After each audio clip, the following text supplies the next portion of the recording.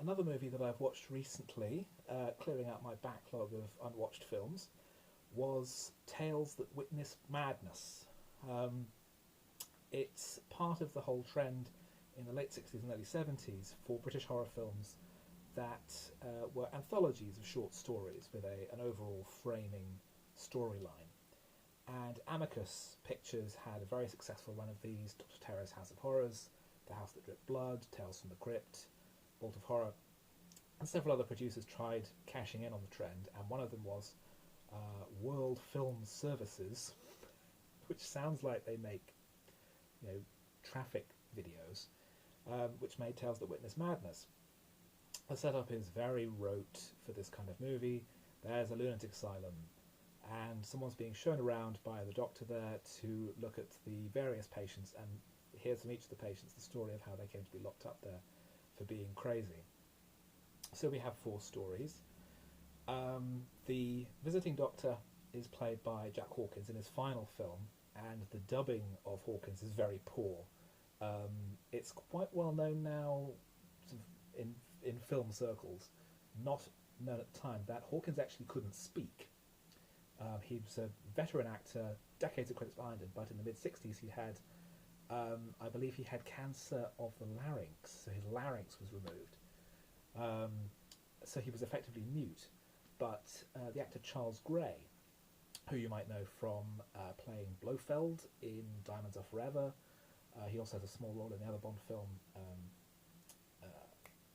You Only Live Twice, and who sounded a lot like him, dubbed his voice. But the dubbing is quite bad, and it doesn't really match his mouth movements a lot of the time. It's sort of, the sync is off.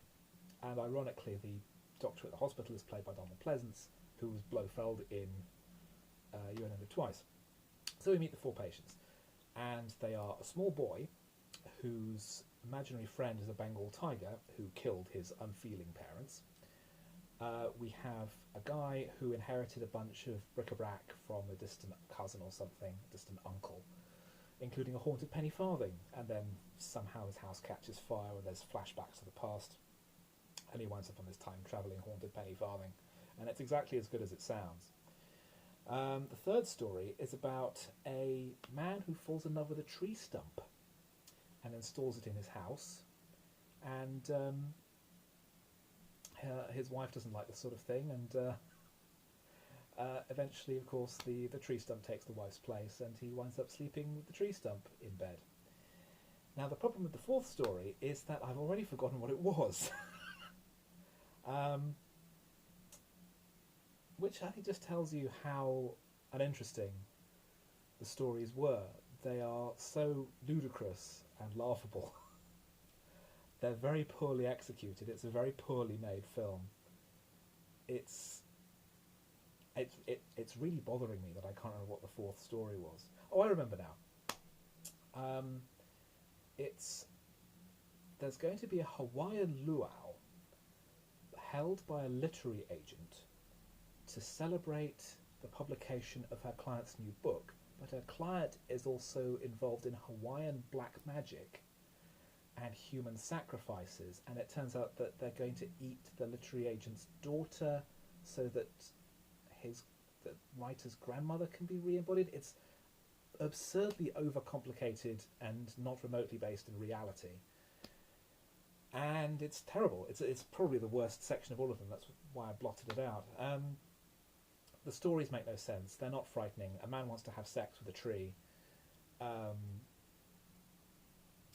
Really, only the first story works with Mr. Tiger, the imaginary tiger, because it's almost as though the child's relationship with his parents is so bad that he wills this creature into existence to deal with them. But the haunted penny farthing story just makes no sense. The tree story is ludicrous.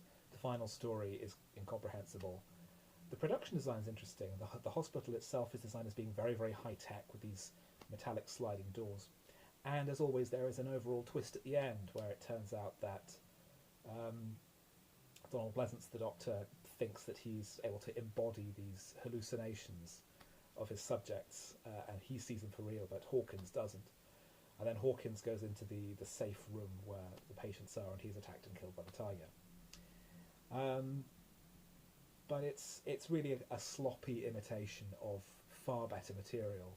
It's really not a very good film, and I strongly recommend watching any of the Amicus movies, which will have terrific casts whose names I can actually remember. Um, really good, solid, well-written stories, often adapted from EC Comics or stories by Robert Bloch, one of the great thriller writers of the mid-20th century. And they are always absolutely terrific fun. This was just a load of sloppy rubbish, and I look forward to seeing more traffic and transport films from World Film Services.